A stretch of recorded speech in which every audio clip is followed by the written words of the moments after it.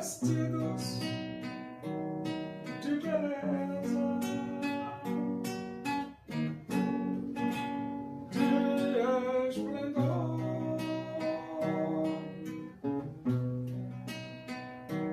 Receberão o corpo glorioso, a semelhança do corpo do Senhor.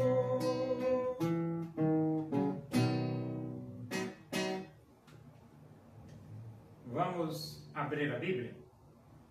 Segunda Epístola de Paulo aos Tessalonicenses, capítulo 3. Nós vamos ler do versículo 6 até o versículo 16. Diz assim as Escrituras Sagradas, a Palavra de Deus. Nós vos ordenamos, irmãos, em nome do Senhor Jesus Cristo, que vos aparteis de todo irmão que ande desordenadamente, e não segundo a tradição que de nós recebestes.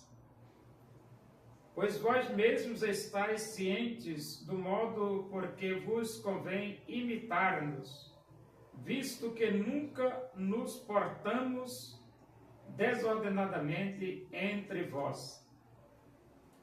Nem jamais comemos pão à custa de outrem, pelo contrário, em labor e fadiga, de noite e de dia, trabalhamos a fim de não sermos pesados a nenhum de vós. Não porque não tivéssemos esse direito, mas por termos em vista oferecer-vos exemplo em nós mesmos para nos imitardes. Porque quando ainda convosco vos ordenamos isto: se alguém não quer trabalhar, também não coma. Pois de fato estamos informados de que entre vós há pessoas que andam desordenadamente, não trabalhando, antes se intrometem na vida alheia. A elas, porém, determinamos e exortamos no Senhor Jesus Cristo que, trabalhando tranquilamente, comam o seu próprio pão. E vós, irmãos, não vos canseis de fazer o bem. Caso alguém não preste obediência à nossa palavra dada por esta epístola, notai-o, nem vos associeis com ele, para que fique envergonhado. Todavia não o considereis por inimigo, mas adverti-o como irmão. Ora, o Senhor da paz, Ele mesmo, vos dê continuamente a paz em todas as circunstâncias. O Senhor seja com todos vós. O Paulo, ele pediu para a igreja de Tessalônica se apartar do irmão, de todo irmão que ande desordenadamente. Então, você faz parte da igreja,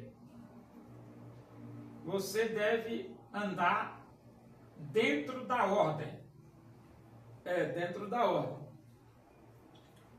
Porque se você andar desordenadamente, ou seja, fora de ordem,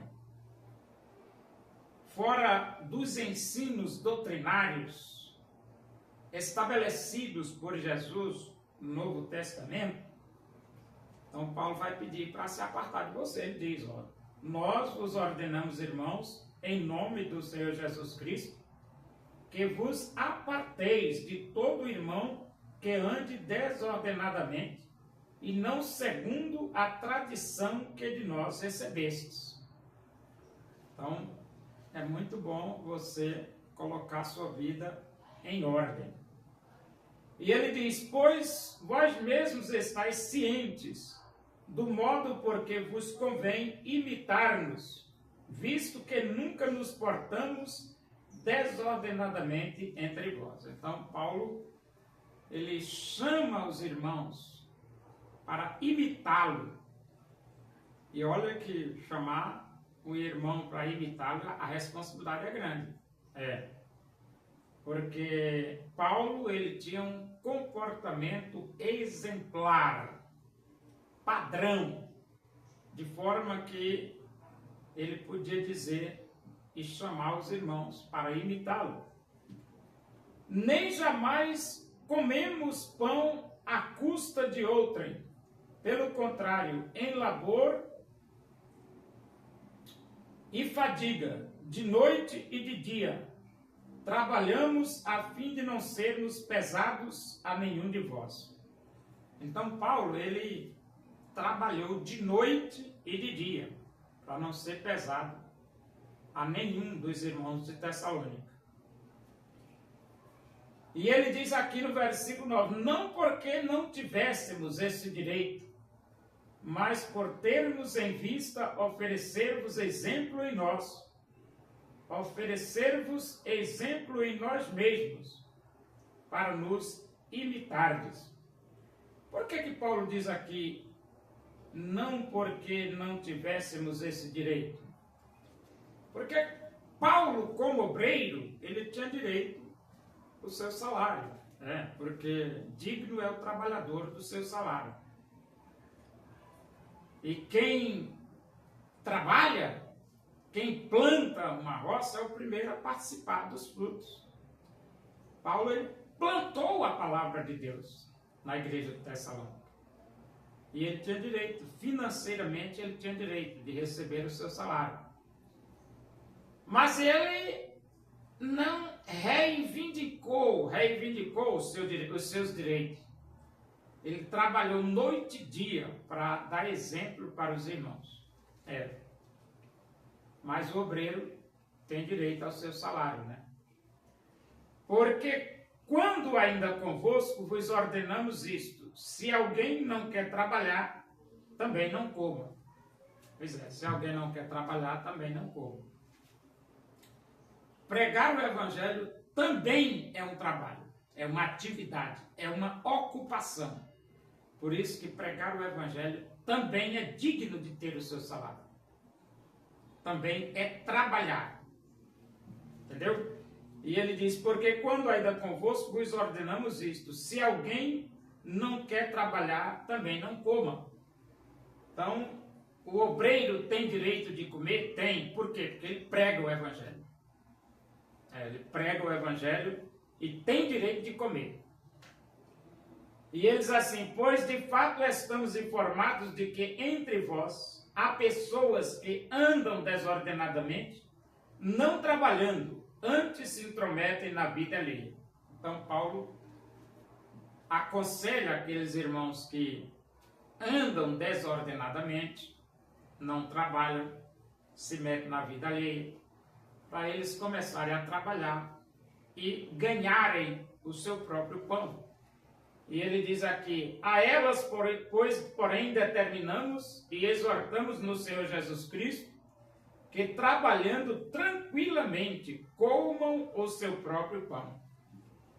Então, os irmãos de Tessalônica deveriam trabalhar tranquilamente e comer o pão do seu próprio esforço, do seu próprio suor.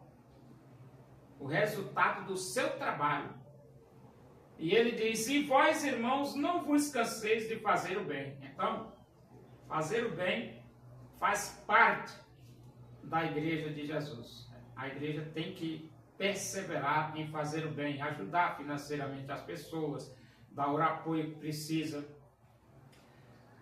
É por isso que a Bíblia diz assim, trabalhar para que tenha com que acudir ao necessitado. Então você trabalha para você e trabalha para você ter com que acudir ao necessitado. E ele diz assim, caso alguém não preste obediência à nossa palavra dada por esta epístola, notai-o, nem vos associeis com ele para que fique envergonhado. Paulo era duro na disciplina. Se não quiser obedecer, nota não se associa para que fique envergonhado. E então ele diz assim: todavia não o considereis por inimigo, mas advertiu como irmão. Então tem que ter a disciplina, mas não é inimigo, é irmão, mas tem que ser disciplinado. Tem que ser disciplinado. Porque a igreja que não tem disciplina vira uma anarquia. E a igreja de Deus tem que ter ordem, tem que ter disciplina, tem que ter decência e tem que ter, como diz a Bíblia, recebendo nós um reino inabalável, retenhamos a graça pela qual sirvamos a Deus de modo agradável, com reverência e santo temor. Nada de molecagem na igreja de Deus. Pode parar com molecagem. A igreja de Deus é lugar de adoração, não de molecagem. Ora, o Senhor da paz, Ele mesmo vos dê continuamente a paz em todas as circunstâncias. O Senhor seja com todos vós. Então, Paulo deseja paz para os irmãos de Tessalônica em todas as circunstâncias e deseja que Deus esteja com eles.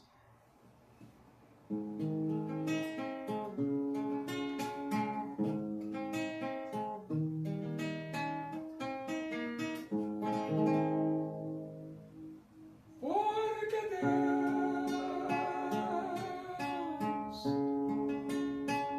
amou ao mundo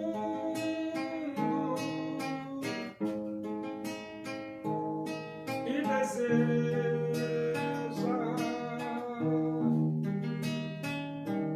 te salvar.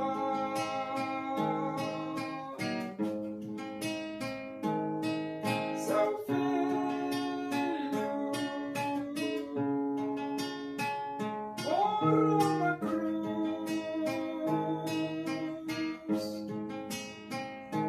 simplesmente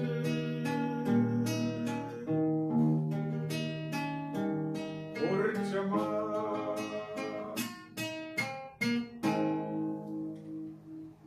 Oremos.